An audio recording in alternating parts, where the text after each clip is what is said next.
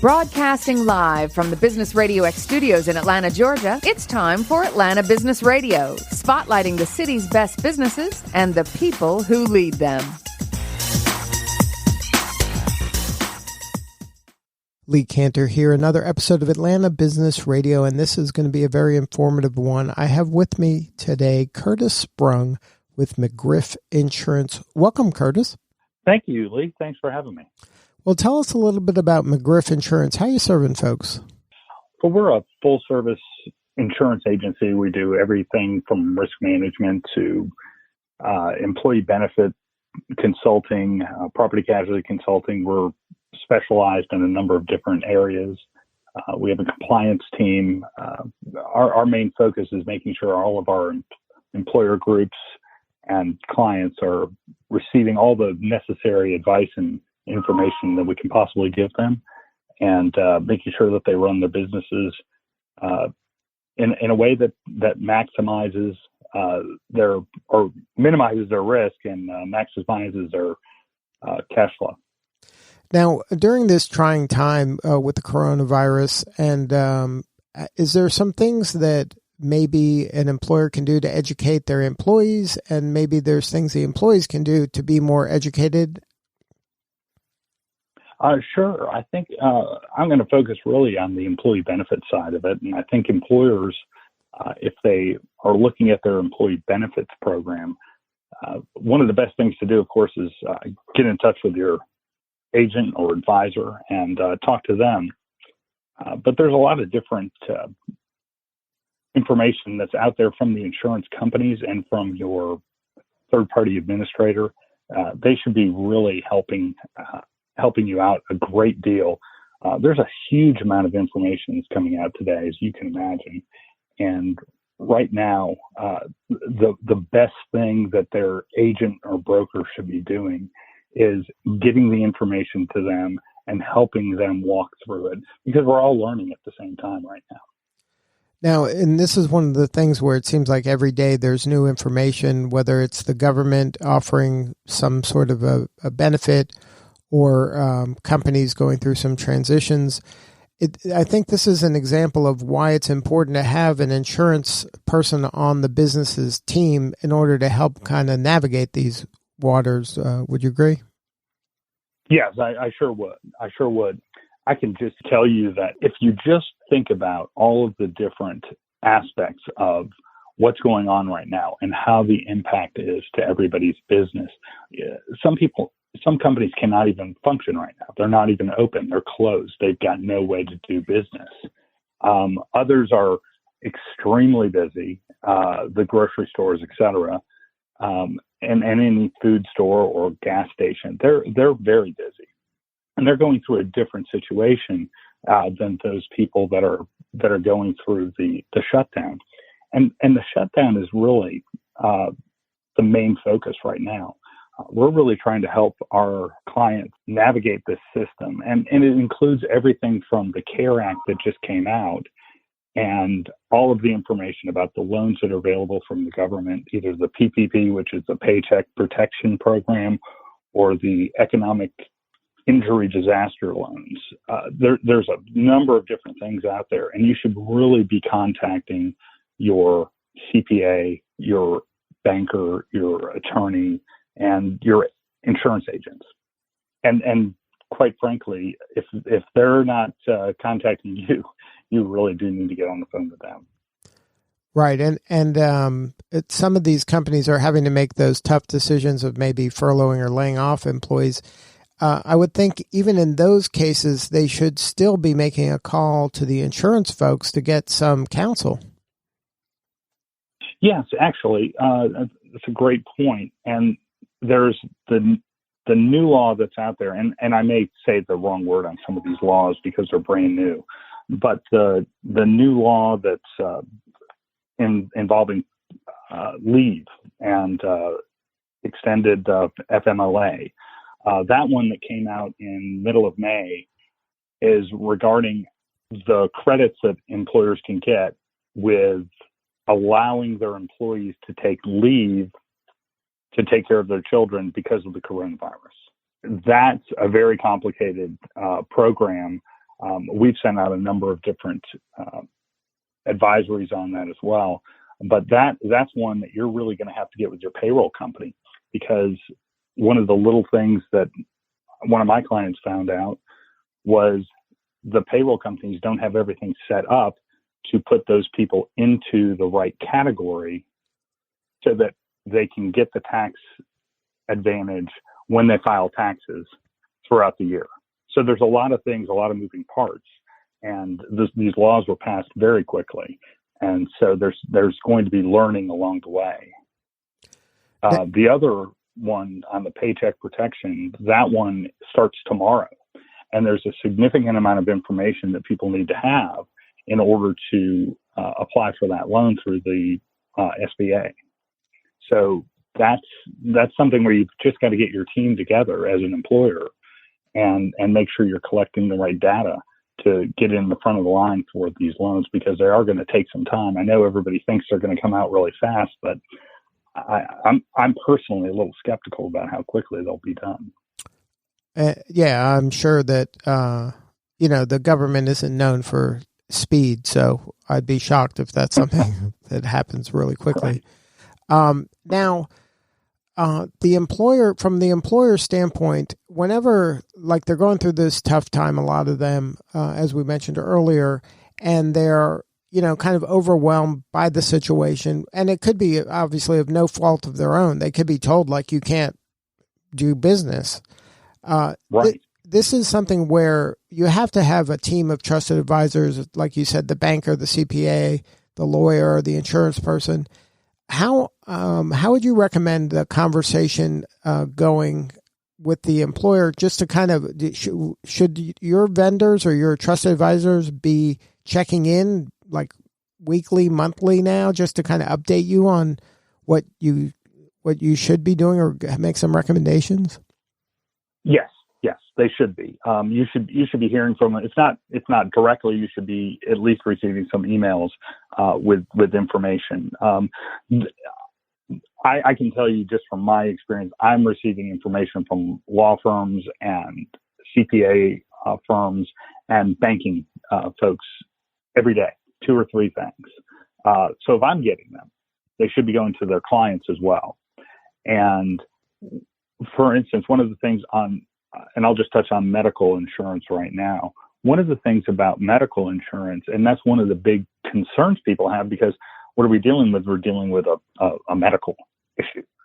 So from that standpoint, it's, if you don't have your business running, how can you keep your employees on? Well, I think most of the insurance companies and the federal government have put things out that have allowed you to keep your employees on insurance, on your plan, no matter if you have to reduce hours, no matter if you have to furlough. Now, if you have to lay somebody off, when you lay somebody off, you're terminating employment. So you need to take into account COBRA or the state continuation that's out there. But if you have an employee that's usually working 40 hours a week and you have to cut them back to 15 or 20 hours just to keep the business going, they can still stay on the plan. And most of the insurance companies are allowing that at a minimum through the end of May. Some of them are letting it go even longer this year. Yeah, we're definitely in an uncharted territory in a lot of areas for the next 30, 60, 90 days in the minimum, I think. This is a scary time for a lot of people. And, between whether it's your hours being cut or you don't even know if there's going to be a job for you when this thing passes, there's a lot of uncertainty. And, business isn't a big fan of uncertainty usually. So any help that you have for them, the better. But it's really difficult, I think, for a lay person, the employee there that isn't kind of in the weeds with all of these changes, to really get a grasp on what they should be doing or what kind of rights they have or what benefits are available to them. Is there any place like an employee can go to kind of at least get some counsel? So for just your regular everyday employee, the employer should have some. I would think that most employers are going to have something available on a website. I say that, but think about think about a fast food restaurant.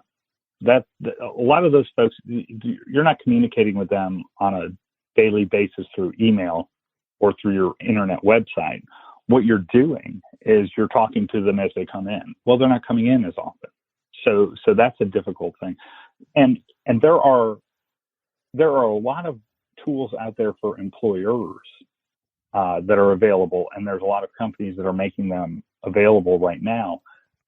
For employees, I think the best thing to do is communicate with your direct superior, your direct report, whoever your boss is, and ask them those questions. And they should have some sort of information in the sense of or the ability to get back with you, because a lot of these questions are out there to be answered pretty quickly. For instance, if I'm an employee and I'm wondering what's going on, my first question would be about my healthcare coverage. Well, first question would be about my paycheck, but the next one is going to be about healthcare coverage, and is that out there? Am I going to continue to have that? What if I have a need for service because of this virus? How can I get to a doctor when doctor's offices aren't open? And those are the questions that really would jump up real quickly, I would think, from an employee. And then the second question is on the paycheck.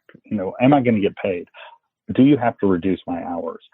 Do I use my PTO or my time off? Can I use sick time because I'm being quarantined because I have an immunization, or not an immunization, at risk. I'm a diabetic or I'm asthmatic. Will that count? There are a lot of questions out there like that, and the answer to most of them should be available to the employer, either through the information they've received from their own advisors, or it is a quick question. And those are the kind of questions that I've been getting, and they're pretty quick to answer. They're pretty easy to answer. But the layperson's not going to know that. Right, like they don't know what they don't know. I mean, they Right. might be just waiting for someone to tell them something, but there are places to go to be kind of proactive, and I guess your boss is a good starting place, or like you said, maybe the website of the company is a place that some of this information is being disseminated. But it's trying time. Correct. Yeah, and there's a couple of things that are becoming universal. For instance, from the coverage standpoint, the CARE Act that just recently passed, that is actually letting it lets insurance companies pay for the COVID-19 testing as a preventive service. So that's covered at 100% now, which is a nice thing. And there's a number of the insurance companies that have come out and said for their fully insured business, they will cover all COVID-19 procedures. So they're going to cover the testing, and then if they find out you have it, they're going to pay for the treatment with no deductibles. So Anthem came out last night. Prior to that, Cigna and Humana announced that they were covering the COVID-19 procedures that had to be done. So I would absolutely check with your insurance company when making certain of that. But for the most part, they're covering it at 100%. Yeah, and I'm sure that things change on a daily basis, yeah, right? Or maybe even hourly in some cases, that things are just happening so fast and furiously with the number of cases, rising so dramatically and continuing to rise over the next few weeks. Yeah, absolutely. And the last thing that's really great news for people that have the high deductible health plans, the ones with the HSA, you're going to pay for everything until the deductible's met. Right. The telemedicine used to be something that you'd actually have to pay for every time, but now with the CARE Act, they're allowing that to not have any cost. So you can, if you have telemedicine available, which most of these plans do nowadays, they have telemedicine available. You can get that for no charge. So that's helpful because you can't get in to see a doctor right now for just common illnesses. Those doctors' offices are closed. So it's great to be able to pick up the phone or FaceTime or get on the internet and talk to them. Right. I think that's going to be when this thing dies down, that's going to be one of those things that's probably going to stick around, and people will get way more comfortable using telemedicine and having conversations with medical professionals on the phone or on the internet. I think that's going to make it available to a lot of people, and that might, in the long run, kind of lower some healthcare costs because it's more efficient to do it that way rather than, take a half a day of work off and wait in a waiting room until you're seen. Yeah, Lee, that's exactly right. And it's interesting. Telehealth is, if you really think about it, a primary care doctor is one that speaks with you and talks to you and asks you questions, and it's a feedback kind of appointment. When you go to see a cardiologist, we're going to look at heart issues. We're going to try to figure out what's wrong here. But when you go to your general practitioner, they're asking a lot of questions. They're trying to find out your history. They're trying to find out what's working, what's not working in your body. And that's a great conversation. It's very difficult the way the healthcare system's set up right now, where you have to, as you say, take half a day off of work, go wait in a waiting room. Who knows what you're going to pick up in the waiting room. And then you go in and you sit and someone comes to see you. Someone comes and you see the doctor for what? 10 minutes? Right. If you're lucky. And now if you do telemedicine, you have a little bit more time because the doctor can see more patients and it's queued up and it's all much more convenient. It's probably a significantly more effective way to deliver primary care. Right. And it'll, and I think you'll also, you're opening this up to maybe doctors that were going to retire. Maybe they can stay around and do this telemedicine more. You're going to have access to a lot of great care on your terms rather than kind of, like you said, in a waiting room that nobody wants to be in a waiting room. Right. And, look at the names of some of the big companies. There, Doctors on Demand is one of them. So, I mean, it really just speaks to it. And telehealth or teledoc, it really is the word of the name of the company is really descriptive of what they are. I think that is the one thing that's going to come out of this that's going to be a positive for the healthcare system.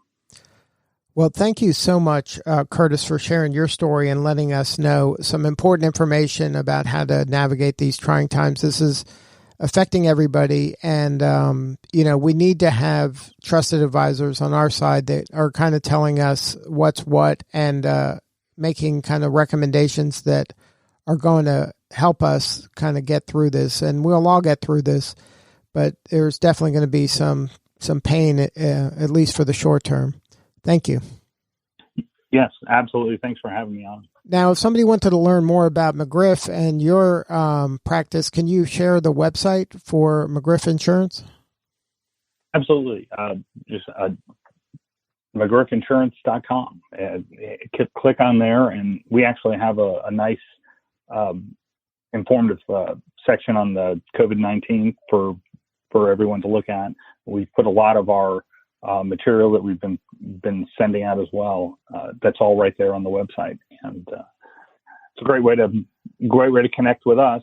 And we're also sharing some information with other companies that are offering great service for employers out there. One is called Think HR, and if you go to thinkhr.com, they actually have a resource library with a significant number of documents about what's going on right now that are really geared toward the human resource professionals. So, and it's free. We provide that for all of our clients, but it is free for all clients, right, or all people right now. They've just opened it up as a good resource. And of course, the McGriff website's a great place to collect some information as well. And that's an example of if your insurance provider isn't available to answer your questions or proactively coming up to you to see what you need, maybe it's time to think about a different insurance partner and find somebody that is proactive. Yep, I think you're right. Well, everybody should be helping everybody out right now and offering, if you've got a wealth of knowledge about something, it's time right now to let everybody have it. So, we're always open to listening to these people and helping people out. And I think right now is a great time to do that and just share the information, share the knowledge right now. Help everybody out. Yeah, we're all in this together. Thank you so much, Curtis Sprung, McGriff Insurance. That's McGriffInsurance.com for more information. This is Lee Cantor. We will see you all next time on Atlanta Business Radio.